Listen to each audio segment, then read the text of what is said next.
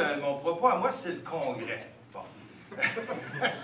Alors, le Congrès, c'est pour moi un événement très important et je remercie la SDEC de m'avoir approché pour me confier cette tâche-là. Mais heureusement, la tâche, ça ne sera pas moi qui va la réaliser, mais une belle équipe qui s'est jointe à moi, de différentes provenances, des gens de qualité qui vont participer.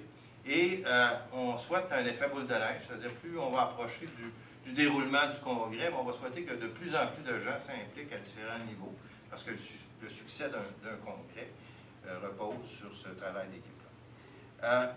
Maintenant, le thème. On a cherché, pas très longtemps, en fait, François Turenne m'avait invité, il m'a dit « ça va être ça le thème », on a pensé à toi. Bon. J'ai dit, c'est sûr que c'était l'objet d'une réflexion très grande des autorités de la SDEC.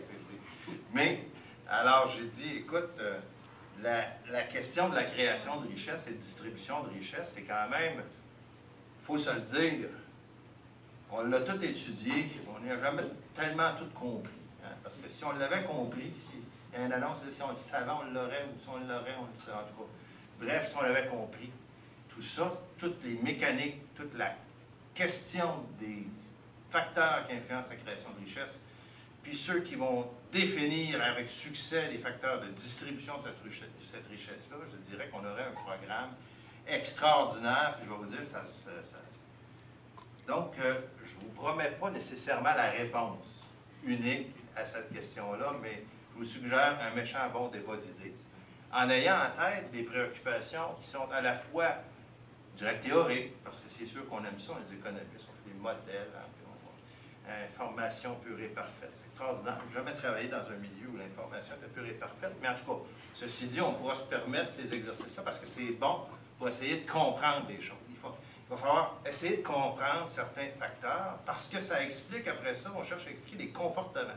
Puis essayer de savoir si ces comportements-là, on devra les corriger dans certains cas, parce que c'est évident que les problèmes de distribution de richesse sont, en général, les principaux facteurs de trouble dans une économie ou dans un pays ou dans une nation. Et malheureusement, je dois dire que les événements récents tendent à démontrer que ça peut perturber assez fort. On a vu la Grèce, on voit qu'est-ce qui est en train de se produire aussi dans certains pays. La question de l'Europe, la question aussi sur le partage de cette richesse-là, qu'on est en train de voir, ça a des conséquences fondamentales. Ce qui fait qu'on aura beau essayer de, comment je pourrais dire ça, de spéculer sur la recette magique. Moi, je suis convaincu que la recette magique, elle n'existe pas directement. On connaît des éléments qui vont contribuer à... On va essayer d'en faire une recette. Il y a différents... Puis ça, c'est la job des politiciens. Mais nous, comme tu l'as dit assez justement, Jean, on a à chercher à les guider, mais on a aussi à se préoccuper, comme tu dis, de la façon dont ça va se remplir. Puis je pense que dans la fonction publique du Québec, moi je regarde chez nous, on a principalement les gens qui s'occupent d'emploi. Je demeure convaincu que les plus grands facteurs de distribution de richesse sont l'éducation et l'emploi. Je pense qu'il faut miser là-dessus. En même temps, il faut aussi voir que le parcours de chaque individu n'est pas unique. Contrairement à la physique ou à la chimie, où une fois que tu as appris l'équation, tu pèses sur le piton et elle risque de se reproduire la même équation aussi souvent. Prenez deux individus différents ou deux entreprises différentes, appliquez-lui la même recette et ça ne fonctionnera pas du tout. Alors, je pense que c'est important d'avoir les préoccupations pratiques que Jean a évoquées dans notre cadre de réflexion.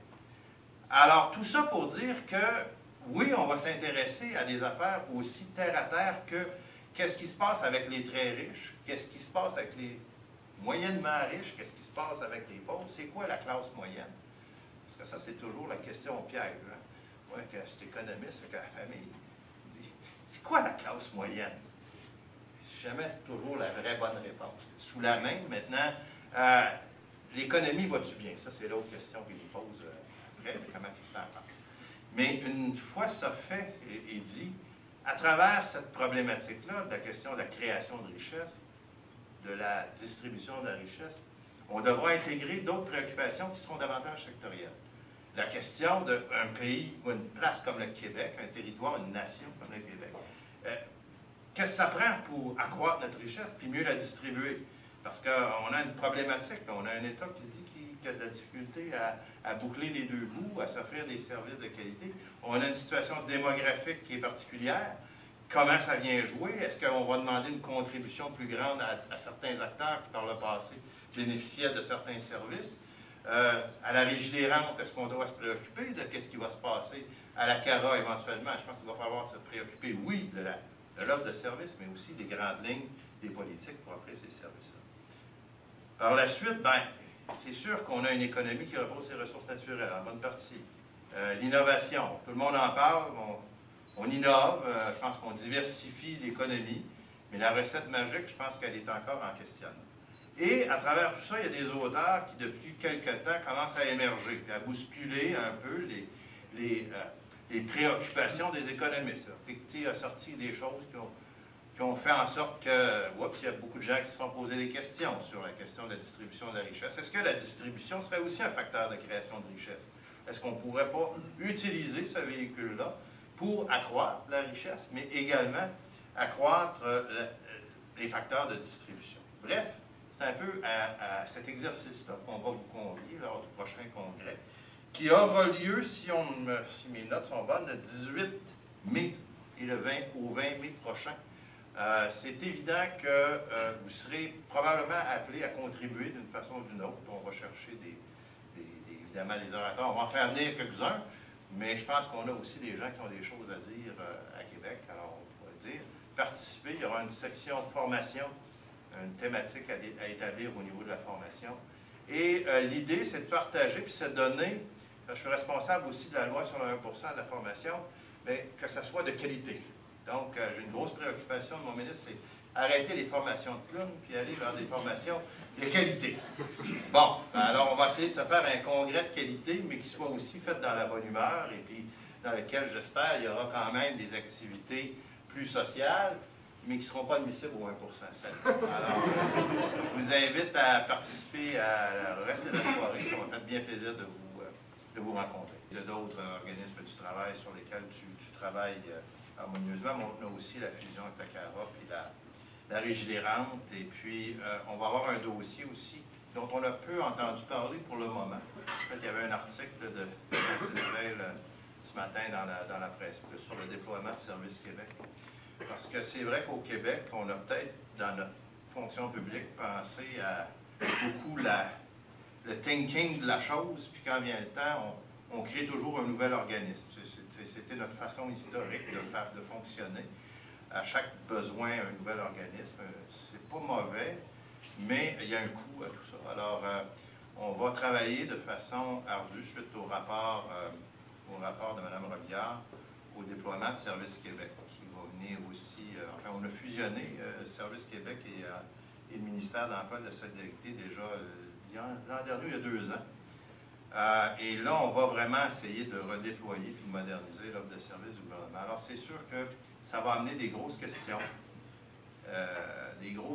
Parce que souvent, dans la fonction publique, on s'approprie le programme.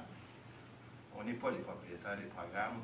On œuvre, si on veut, à faire en sorte que les citoyens et les entreprises en bénéficient.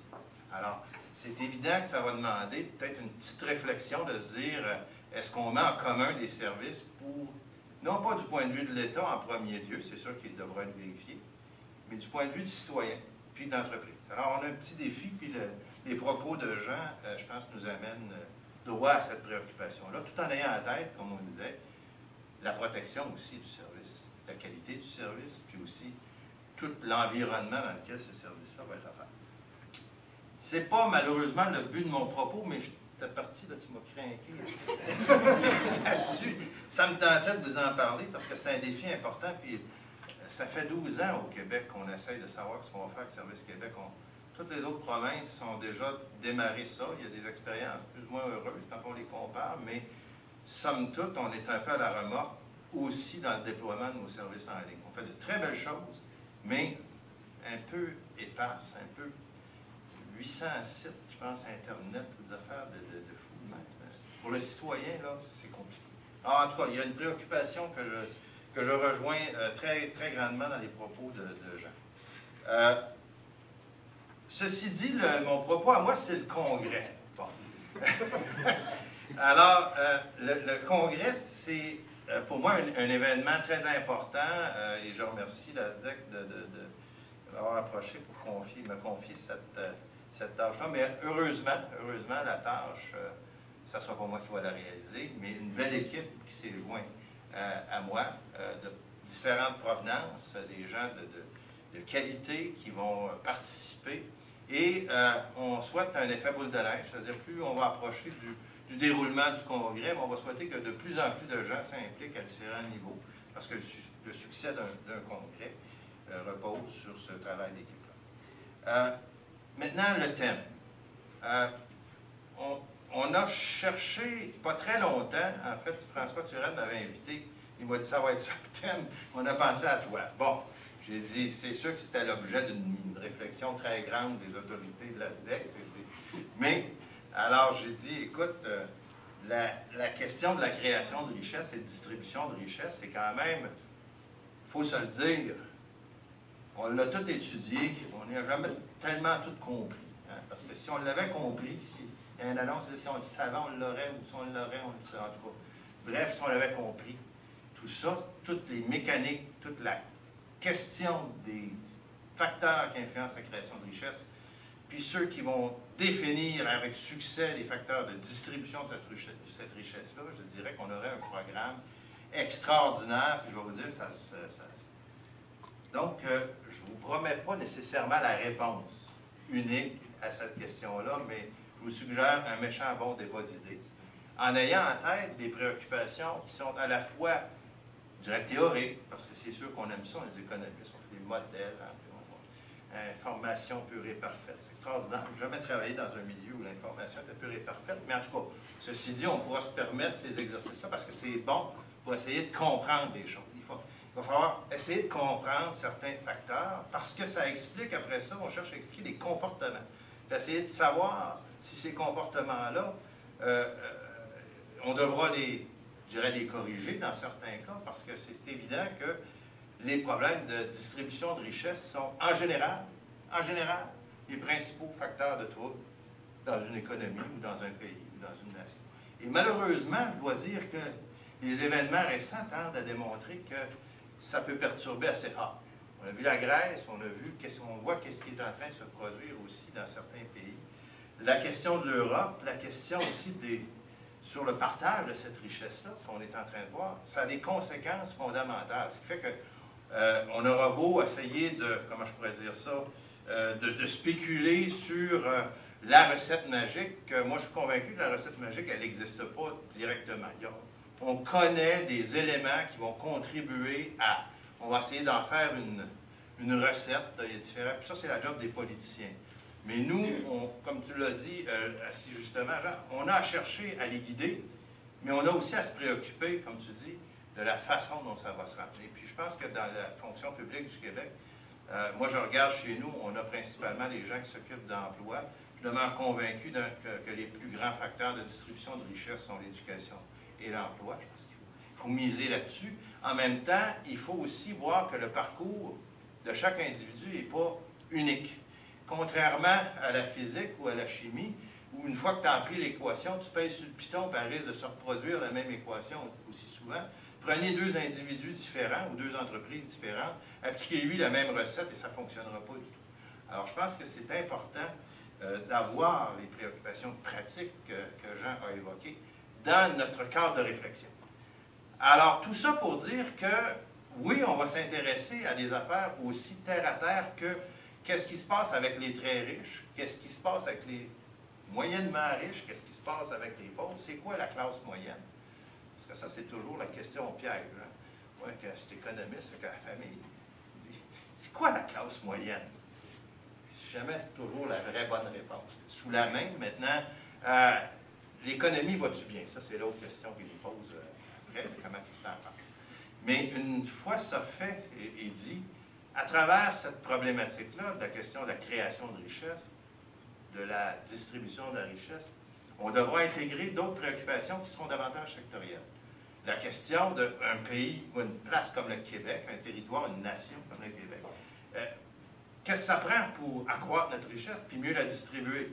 Parce qu'on a une problématique, on a un État qui dit qu'il a de la difficulté à boucler les deux bouts, à s'offrir des services de qualité. On a une situation démographique qui est particulière. Comment ça vient jouer? Est-ce qu'on va demander une contribution plus grande à certains acteurs qui, par le passé, bénéficiaient de certains services? À la Régie des rentes, est-ce qu'on doit se préoccuper de ce qui va se passer à la CARA éventuellement? Je pense qu'il va falloir se préoccuper, oui, de l'offre de services, mais aussi des grandes lignes des politiques pour offrir ces services-là.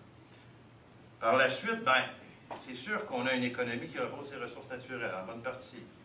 L'innovation, tout le monde en parle, on innove, je pense qu'on diversifie l'économie, mais la recette magique, je pense qu'elle est encore en questionnement. Et à travers tout ça, il y a des auteurs qui, depuis quelque temps, commencent à émerger, puis à bousculer un peu les préoccupations des économistes. Piketty a sorti des choses qui ont fait en sorte que, il y a beaucoup de gens qui se sont posés des questions sur la question de la distribution de la richesse. Est-ce que la distribution serait aussi un facteur de création de richesse? Est-ce qu'on ne pourrait pas utiliser ce véhicule-là pour accroître la richesse, mais également accroître les facteurs de distribution? Bref, c'est un peu à cet exercice-là qu'on va vous convier lors du prochain congrès, qui aura lieu, si mes notes sont bonnes, le 18 mai et le 20 au 20 mai prochain. C'est évident que vous serez probablement appelés à contribuer d'une façon ou d'une autre. On va chercher évidemment des orateurs. On va en faire venir quelques-uns, mais je pense qu'on a aussi des gens qui ont des choses à dire à Québec. Alors, on pourrait dire, participer. Il y aura une section de formation, une thématique à établir au niveau de la formation. Et l'idée, c'est de partager, puis c'est de donner, je suis responsable aussi de la loi sur le 1% de la formation, mais que ça soit de qualité. Donc, j'ai une grosse préoccupation de mon ministre, c'est arrêter les formations de clowns, puis aller vers des formations de qualité. Bon, alors on va essayer de se faire un congrès de qualité, mais qui soit aussi fait dans la bonne humeur, et puis dans lequel, j'espère, il y aura quand même des activités plus sociales, mais qui ne seront pas admissibles au 1% seul. Alors, je vous invite à participer à le reste de la soirée. Ça m'a fait bien plaisir de vous rencontrer. Merci.